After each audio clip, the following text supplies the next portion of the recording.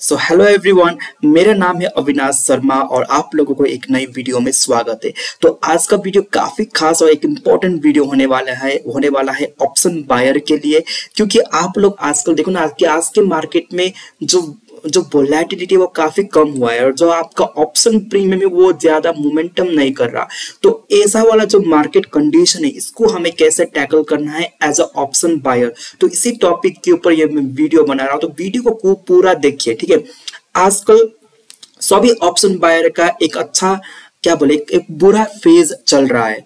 तो ये बुरा फेज आता है, कभी कभार ऑप्शन बायर के लिए आता है और कभी कभार ऑप्शन सेलर के लिए आता है। तो मार्केट एक फेज में चलता है, तो हमें ये पॉइंट को समझना है। लेकिन जो हो रहा है हमें उसको एक्सेप्ट करना है और इसको टैकल करना है। तो इसके लिए हमें खुद को तैयार करना पड़ेगा। तो क्या करें? तो वीडियो को पूरा देखिए और आपको अगर सारा पॉइंट जानना है तो वीडियो को स्किप मत कीजिए। तो अभी मैं आप लोगों को एक्सप्लेन करूंगा।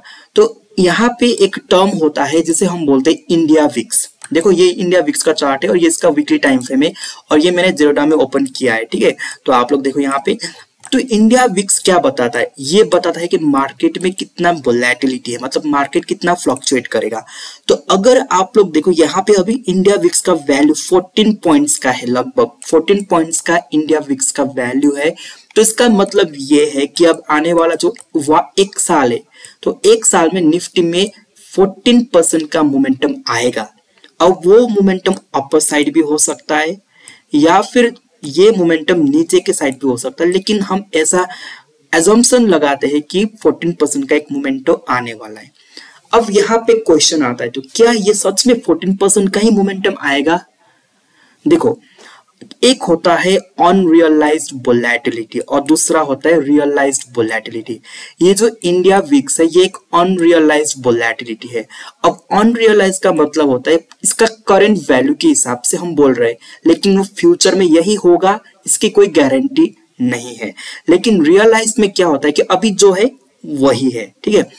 अब आप लोग देखो, अगर आपने स्टॉक में प्रॉफिट किया, जैसे रिलायंस में आप लोगों ने 1000 का प्रॉफिट किया, तो क्या आने वाला साल भी जो अभी आपका रनिंग प्रॉफिट है क्या वही प्रॉफिट सेम रहने वाला है? तो इसकी गारंटी नहीं है ना, ये घट भी सकता है या फिर बढ़ भी सकता है।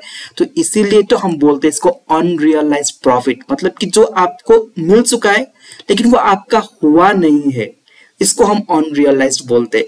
तो इसीलिए ये जो वोलेटिलिटी ये अभी चल रहा है लेकिन आने वाले टाइम में वही होगा, इसकी कोई गारंटी नहीं है। तो अनरियलाइज्ड वोलेटिलिटी में एक इंडिया विक्स आता है। तो आप लोग कमेंट सेक्शन में बता देना कि रियलाइज्ड वोलेटिलिटी में कौन सा, मतलब रियलाइज्ड वोलेटिलिटी का एक एग्जांपल दीजिए, ठीक है, कमेंट सेक्शन में। मैं देखता हूं कि आप लोग सही देते हो या नहीं देते। तो ठीक है, तो ये इंडिया विक्स देखो, जब तक ये इंडिया विक्स 17, आप लोग बोलो 17 या 18 के ऊपर है तब तक ये ऑप्शन बायर के लिए अच्छा है। अगर ये 20 के ऊपर चल गया तो ये फिर ऑप्शन बायर के लिए काफी बढ़िया है, ठीक है। क्योंकि ये इंडिया विक्स में आप लोग देखो वोलेटिलिटी का मतलब होता है कि मार्केट कितना अपर साइड या नीचे के साइड मोमेंटम देगा। तो इंडिया विक्स का वैल्यू बढ़ना इसका मतलब होता है कि मार्केट में एक तगड़ा मोमेंटम अभी चल रहा है या फिर आने वाला है, ठीक है। तो अभी ऑप्शन बायर को क्यों प्रॉफिट नहीं हो रहा या फिर ऑप्शन का प्रीमियम उतना क्यों हिल नहीं रहा है? तो इसका यही आंसर है कि इंडिया विक्स कम हुआ है। तो ये इंडिया विक्स कम कैसे होता है? तो देखो, ये इंडिया विक्स का जो कैलकुलेशन होता है काफी कॉम्प्लेक्स है और हमें ये कैलकुलेशन सीखना जरूरी नहीं है। ये जो निफ्टी का जो ऑप्शन चेन होता है, ये आउट द मनी पुट में जो आक्स और बीट प्राइस में जो मतलब एक कैलकुलेशन आता है, ठीक है, वो आप लोग गूगल में जाके भी पढ़ सकते हो या फिर किसी और का यूट्यूब में भी पढ़ सकते हो। लेकिन हमें ये जानना है कि ये सिचुएशन को एज अ ऑप्शन बायर हमें कैसे टैकल करना है, ठीक है। तो यहाँ पे आप लोग देखो, ये जो ऑप्शन चेन मैंने एनएससी का ओपन किया है और यहाँ पे एक वैल्यू होता है, वो है आईवी, मतलब इम्प्लाइड वोलेटिलिटी, ठीक है। ये आईवी, ये जो ऑप्शन का जो स्ट्राइक प्राइस होता है, अलग अलग स्ट्राइक प्राइस का अलग अलग आईवी होता है। तो ये आईवी भी यही बताता है कि वो ऑप्शन कितना ही लेगा। तो अगर आप लोग ये आईवी का चार्ट देखो, तो ये कॉलम देखो, तो 13, 11, 12 में यहाँ पे ट्रेड कर रहा है, मतलब इसी प्राइस में चल रहा है।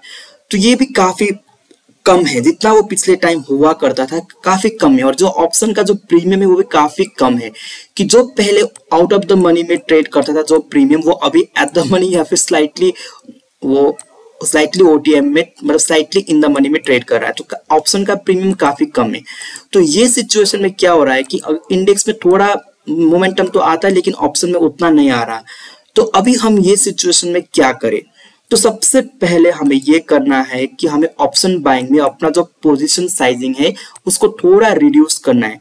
तब तक रिड्यूस करना है जब तक ये इंडिया विक्स 17 या 18 के ऊपर जाना स्टार्ट नहीं करता है, ठीक है। और दूसरा पॉइंट कि ऑप्शन बाइंग में हमें एक स्कैल्पिंग ट्रेड करना है और उसके बाद जो प्रॉफिट मिलता है ना, प्रॉफिट को रखो और लास्ट में आप लोग 10-20% क्वांटिटी को एक अच्छा टारगेट के लिए वेट कर सकते हो, क्योंकि अगर वहां टारगेट नहीं मिला तो भी आपको एक अच्छा मतलब आपको लॉस नहीं होगा। तो ऑलवेज मेक श्योर कि आप 1:1 मिले या फिर थोड़ा सा 1:1 से ज्यादा मिले तो अपने ट्रेड को एग्जिट कर देना। और आपको मेरे टेलीग्राम पे आज मॉर्निंग को मैंने अपडेट किया है कि अब जब तक ये इंडिया विक्स 17 या 18 के ऊपर क्रॉस नहीं करता, मैं ऑप्शन बाइंग में अपना जो पोजीशन है इसको 50% में रिड्यूस करने वाला हूँ, ठीक है, और रिड्यूस कर भी रहा हूँ। और आप लोगों को यहाँ पे एक चीज और बता दूं कि ये सिचुएशन को टैकल करने के लिए एक तो मैंने पोजीशन साइजिंग को कम कर दिया और दूसरा यहाँ पे मैं पिछले समय मतलब अभी तक मैं क्या करता था, एट द मनी में ट्रेड लेता था, ठीक है।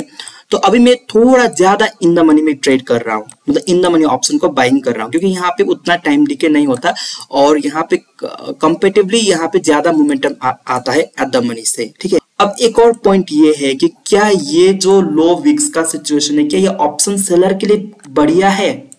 देखो ये विक्स का काफी ज्यादा कम होना ये ऑप्शन बायर के लिए भी अच्छा नहीं है और ये ऑप्शन सेलर के लिए भी अच्छा नहीं है। क्यों? क्योंकि ये ऑप्शन सेलर को काफी कम प्रीमियम मिलता है, तो इस वजह से उन लोगों को एडजस्टमेंट करने में दिक्कत होता है, या फिर होता है ना कि मतलब कम प्रीमियम में उन लोगों को ट्रेड को मैनेज करना दिक्कत होता है।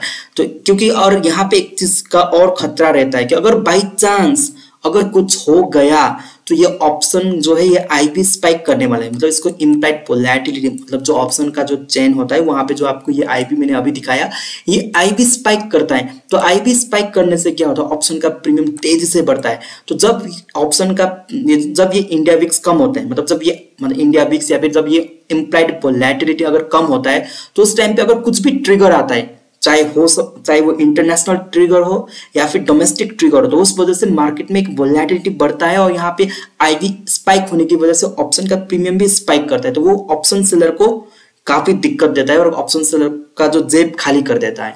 ओके, और यहाँ पे एक चीज और हमें ये समझना है कि जब कोरोना का टाइम था तो उस टाइम पे देखो जब पूरा एक डर का माहौल था, जब सारा दुनिया भर एक डर का माहौल था, तो तब इंडिया विक्स ने कहां से कहां तक इसने ट्रैवल किया। और जब सब कुछ धीरे धीरे खत्म होने लगा तो ये धीरे धीरे करके नीचे आने लगा। और इस टाइम पे आप लोग देखो एट द मनी में 500-600 पॉइंट का प्रीमियम चल रहा था और अभी कितना चल रहा है 120, ठीक है, इतना चल रहा है, जबकि कल एक्सपायरी है। तो आपको ये पॉइंट को ध्यान में रखना है। तो हमें ये आईबी का जो इंपॉर्टेंट पॉइंट है इसको हमें समझना है। और जो फाइनल पॉइंट जो हमें समझना है वो ये है कि मार्केट एक साइकिल में चलता है। मार्केट का एक ऐसा फेज होता है कि जहां ऑप्शन सेलर को प्रॉफिट मिलता है, एक ऐसा फेज होता है जब ऑप्शन बायर को प्रॉफिट मिलता है, एक ऐसा फेज होता है जब ट्रेंड फॉलोअर को प्रॉफिट मिलता है, और एक ऐसा फेज होता है कि जहां पे साइडवेज मार्केट के लिए जो ट्रेड करते हैं उन लोगों को प्रॉफिट मिलता है। तो लास्ट के टाइम पे बहुत सारे ऑप्शन सेलर को दिक्कत हुआ, जो भी नॉन डायरेक्शनल ट्रेड लेते थे उन लोगों को काफी दिक्कत हुआ, काफी एडजस्टमेंट करना पड़ा, उन लोगों का प्रॉफिट वाइप आउट हो गया। तो अभी ये मार्केट में वो लोग खुद एंजॉय कर रहे हैं, तो ऑप्शन बायर को दिक्कत हो रहा है। तो मार्केट एक फेज में चलता है, तो इस चीज को हमें गिल्ट फील नहीं करना चाहिए, हमें अप्रिशिएट करना चाहिए और हमें खुद को तैयार करना चाहिए, क्योंकि मार्केट से पैसा कमाना अगर इतना आसान ही होता तो सब लोग पैसा कमाते, ठीक है। तो मार्केट में ऐसा दिक्कत आता है, ये मार्केट लोगों का जो ट्रेडर्स का जो पेशेंस होता है, जो ट्रेडर का जो मेंटालिटी होता है ना, उसको टेस्ट करता है। तो इसीलिए अगर आपको ये फील्ड में बने रहना है, कि मार्केट में अगर आपको बने रहना है, तो मार्केट के हिसाब से हमको खुद को बदलना पड़ेगा। जैसे आपका शरीर, आपका जो ऑर्गन है या फिर आपका जो स्किन है वो टाइम के साथ चेंज होता रहता है, वो मैच्योर होता जाता है, तो इसी तरह मार्केट भी समय के साथ मैच्योर होता जाता है। तो हमें ये मैच्योरिटी को अप्रिशिएट करना है, मार्केट के साथ हमें खुद को सिंक करना है। तो अब इंडिया विक्स कब बढ़ेगा? देखो, इंडिया विक्स बढ़ने के लिए कुछ ट्रिगर चाहिए। अब आने वाला है बजट का सेशन फरवरी में, तो बजट से पहले एक बार तो ये स्पाइक करेगा। तो बजट से पहले का जो टाइम जब स्पाइक करेगा तो उस टाइम पे एक बार ऑप्शन बायर को एक अच्छा मतलब मौका मिलेगा। ओके, अब जब एक इंटरनेशनल या डोमेस्टिक कुछ बड़ा सा न्यूज आ जाए तो तब बढ़ेगा। तो हमें वेट करना है कि ट्रिगर का कब ये आए, ठीक है। या फिर मार्केट में अगर कुछ पैनिक का सिनेरियो क्रिएट कर दिया बड़े बड़े प्लेयर से तब भी ये राइज करता है। तो हमें बस वेट करना है। बस आपको ये ध्यान में रखना कि इंडिया विक्स को ऑब्जर्व करना है। अगर ये 17 या 18 के ऊपर चला जाता है तो आप लोग अच्छे से ऑप्शन बाइंग कर सकते हो। उसके नीचे आप अपना पोजीशन साइज को रिड्यूस कर लीजिए और ओटीएम और एट द मनी पे ज्यादा ट्रेड मत कीजिए, थोड़ा इन द मनी में ट्रेड कीजिए। ओके, और स्कैल्पिंग करके निकल जाइए। और जब भी आपको मार्केट में एक इंडिया विक्स अच्छे लेवल पे दिख जाता है 20 के ऊपर तो काफी अच्छा होगा, ठीक है। आप मैंने बोल दिया 18 प्लस भी अच्छा है लेकिन 20 प्लस काफी अच्छा है। तो हमें बस वेट करना है कब ये मतलब इंडिया विक्स वहां चले जाए और हम अच्छे से ट्रेड करें। आई होप कि ये पॉइंट्स आप लोगों को समझ में आया। तो अभी के लिए इतना ही। Thank you so much for watching this video.